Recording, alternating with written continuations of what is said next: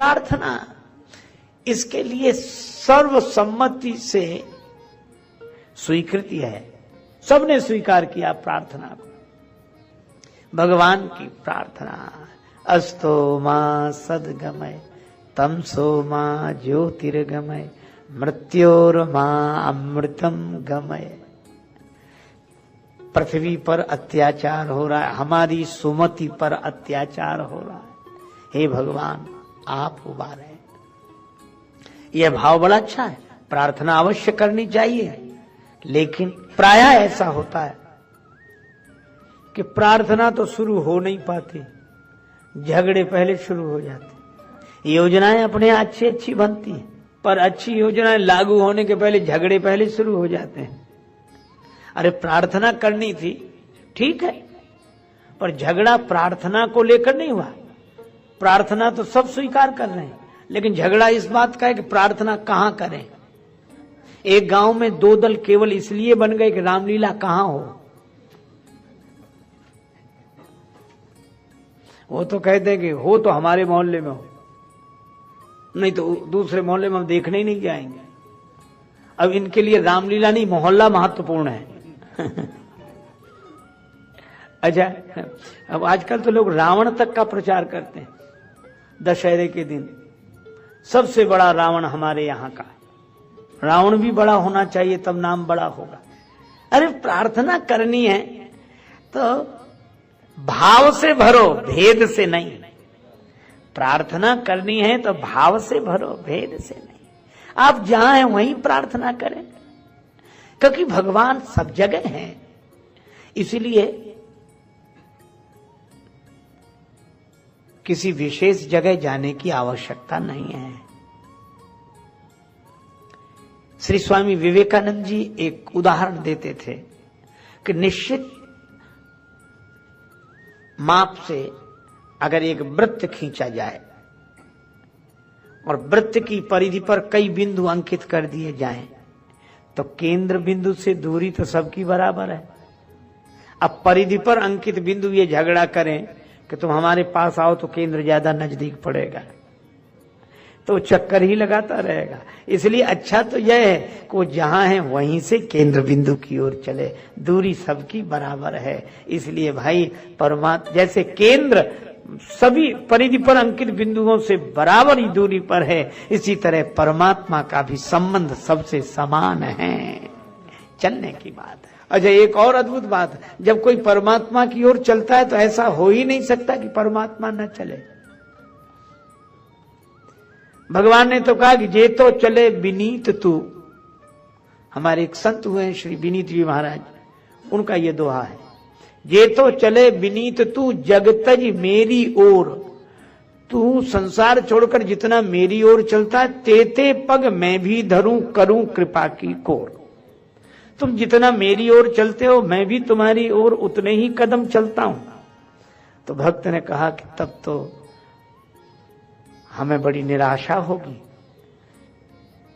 मैं 2-4 दिन में एक आध कदम चलता हूं, कभी चलता हूं कभी नहीं भी चलता हूं।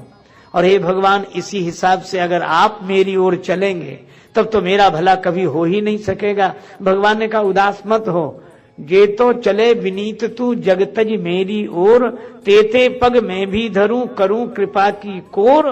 तो एक चरण तेरो परे मम हित चित पे छूछ, और मेरो चरण बढ़ाई वो राजा बलि से पूछ। कदम तो उतने ही चलूंगा, लेकिन मैं जब कदम बढ़ाऊंगा, चरण बढ़ाऊंगा, तो राजा बलि से पूछो किस तरह कदम बढ़ाता। कहा कि पुकारो, अब सब झंझट छोड़कर पुकारो, ये स्थान तय करने में ही समय नष्ट कर दो। झगड़ा होने लगा। कोई कहता भगवान को पुकारना है तो बैकुंठ चलो, कुछ लोग बोले नहीं आजकल वो क्षीर सागर में। अब किसी ने पूछा कि इनमें गलत कौन बोल रहा है, सही कौन बोल रहा है। मुझे तो लगता है कि इनको गलत सही के ढंग से सोचना ही नहीं चाहिए। दोनों सही बोल रहे हैं और दोनों सही नहीं लग रहे हैं। अच्छा, जो कह रहा है कि बैकुंठ में है भगवान, वो ठीक कह रहा है, उसको और जगह मिले नहीं, उसे बैकुंठ में मिले तो कहेगा वहीं मिलेंगे। और जिसको क्षीर सागर में मिले उसे बैकुंठ में क्यों मिलेंगे, लगेंगे क्यों? तो सही तो बोल रहे हैं, पर अपने ससीम सत्य को बोल रहे हैं। इनका सत्य जहां इन्हें अनुभव वहां तक ठीक है, ठीक भी बोल रहे हैं, लेकिन ठीक नहीं बोल रहे हैं। हाँ। तो सार्वभौम सत्य क्या है? परमात्मा की प्राप्ति में सार्वभौम सत्य यह है कि जिन्हें वैकुंठ में मिला वे कहते वैकुंठ में ही है और जगह नहीं, जिन्हें क्षीर सागर में मिला वे कहते क्षीर सागर में ही है और जगह नहीं, और जिसे परमात्मा का अपरोक्ष अनुभव हुआ वो कहते सब जगह है, इसलिए वैकुंठ में भी है, इसलिए क्षीर सागर में भी है। और जिसको परमात्मा की सर्वव्यापकता का बोध होगा वह किसी के विरोध में नहीं होगा। बोध और विरोध एक साथ रह नहीं सकते। एक गांव में आया हाथी, घंटी बजी, टन टन की आवाज हुई। संयोग की बात कि उस गांव में सभी अंधे रहते थे, अंधों का नगर था, पर अंधे देख नहीं सकते थे, सुन तो सकते थे। घंटियों की आवाज सुनी, दौड़े दौड़े आए, चिल्ला कर कहा क्या है क्या है? महावत बोला हाथी है। अंधे बोले हम देखना चाहते हैं। महावत ने कहा तुम्हारी आंख नहीं, देखोगे कैसे? कहा हाथ तो हैं, हाथों से देखेंगे। ठीक है, महावत ने हाथी बिठा दिया, अंधे टूट पड़े। किसी ने पांव पकड़ा, कुछ अंधों ने, कुछ ने पूंछ, कुछ ने कान, कुछ ने पीठ, किसी ने सूंड। देख लिया? हाँ देख लिया। हाथी लेकर महावत चला गया, अंधों में झगड़ा शुरू हो गया। और ये कहानी कहती क्या है कि झगड़ा जब होता है अंधों में ही होता है। अच्छा, झगड़े का कारण दृष्टिहीनता है। नियरे होए सूजत नहीं लानत ऐसी जिंद, और तुलसी या संसार को भयो मोतिया बिंद। तो ये मोतिया बिंद दूर कैसे हो? दवा लगाओ। कौन सी दवा? गुरुपद रज मृदु मंजुल अंजन, नयन अमीय दृग दोष विभंजन। तो झगड़ा होता ही अंधों में, और अंधत्व के कारण ही हुआ। अब कठिनाई यह हुई कि महावत तो हाथी लेकर गया, पर जितने अंधों ने हाथी का पांव पकड़ा था उन्होंने हाथी के बारे में धारणा बनाई कि हाथी गोल खंभे की तरह होता है। पूंछ पकड़ने वाले बोले गलत, पतली लाठी की तरह होता है, उसके आगे बाल होते हैं। पीठ पकड़ने वाले बोले नहीं, गोल चबूतरे की तरह होता है। सूंड पकड़ने वाले बोले खुरदुरे पेड़ की तरह, नीचे पतला ऊपर मोटा।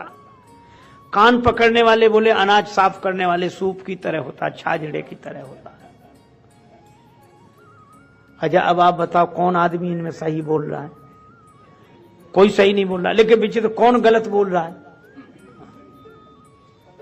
अच्छा, जिसके हाथ में जितना आया उसने उसी तरह की धारणा बना ली।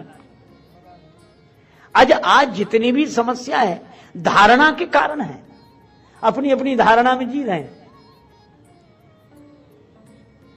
और इसीलिए एक समस्या हो गई। अब जितने पांव वाले थे, जिन्होंने हाथी का पांव पकड़ा था, वो पूंछ वालों से नहीं बोलते थे। पूंछ वालों ने पांव वालों से बोलना बंद कर दिया। सूंड वालों का अलग संप्रदाय बन गया, कान वालों का अलग, पीठ वालों का अलग। इतने दल बन गए। अब एक दल हो तो दल, और दो तीन दल हो तो दल दल। इस दल दल से निकलना मुश्किल। और सब कह रहे थे। दूसरा कहता कि नहीं भाई, ऐसा कैसे माने, हमने खुद अपने हाथ से देखा है। अब जिसके हाथ जितना ही लग गया, अच्छा जिसके हाथ जितना लगा उसको ही उसने पूर्ण समझ लिया, यही विडंबना है। अच्छा, लगा हाथ हाथी ही था, वो बेचारे निर्दोष भी हैं, उनका कोई दोष नहीं है, लेकिन अब क्या करें, धारणाओं में बंधे। अब अलग अलग दल बन गए, कोई किसी से बोलता नहीं था, एक समूह अलग, एक समूह अलग। तो कुछ अंधे मौजूद नहीं थे उस समय जब हाथी आया था, वो बाद में आए। उन्होंने देखा कि हमारे गांव में क्या हो गया, इतने प्रेम से रहते थे हम लोग। किसी ने कहा कि हाथी आया था, उससे ये विवाद हुआ। तो वो अंधे बोले कि इससे तो हम तभी मजे में थे जब हाथी हमारे गांव में नहीं आया था, ये हाथी ने तो और उपद्रव कर दिया। समाधान क्या? कुछ लोग बोले कि महावत कह गया था कि 4 दिन बाद लौट कर आएंगे, प्रतीक्षा करो। लौट कर आया, फिर घंटियां बजी, हाथी के आगमन की सूचना मिली, अंधों को दौड़े। महावत ने कहा क्या बात है, हाथी देखना चाहते हो तो तुमने तो उसी दिन देख लिया था। अंधे बोले उसी देखने ने तो उपद्रव पैदा कर दिया, तो क्या बात है? एक ने कहा कि हाथी गोल खंबे की तरह होता है। महावत बोला हाँ वैसा भी है। पूंछ पकड़ने वाले बोले वो पतली लाठी की तरह नहीं होता जिसके आगे बाल लगे हों, वैसा भी है। पीठ पकड़ने वालों ने कहा गोल चबूतरे की तरह का, वैसा भी है। सूंड पकड़ने वालों ने कहा खुरदुरे पेड़ की तरह का, वैसा भी है। कान पकड़ने वालों ने कहा अनाज साफ करने वाले छाजड़ा सूप की तरह, बोले वैसा भी है। पीठ पकड़ने वाले बोले गोल चबूतरे की तरह। महावत बोला वैसा भी है। तो अंधे बोले क्या 10-12 हाथी लिए हो? महावत बोला हाथी तो एक ही है। तो एक ही अनेक जैसा क्यों लग रहा है? महावत ने कहा इसका उत्तर हम तुम्हें नहीं दे सकेंगे, क्योंकि इसका उत्तर दिया नहीं जा सकता, इसे तो देखा ही जा सकता है। तो आंखों का इलाज कराओ तो तुम्हें अनेक में एक दिखने लगेगा। आंखों का इलाज कराओ तो अनेक में एक दिखेगा, और आंखें अगर खराब रही तो एक में ही अनेक का भ्रम होगा, और अनेक का भ्रम होगा तो झगड़ा शुरू होगा, झंझट शुरू होगा।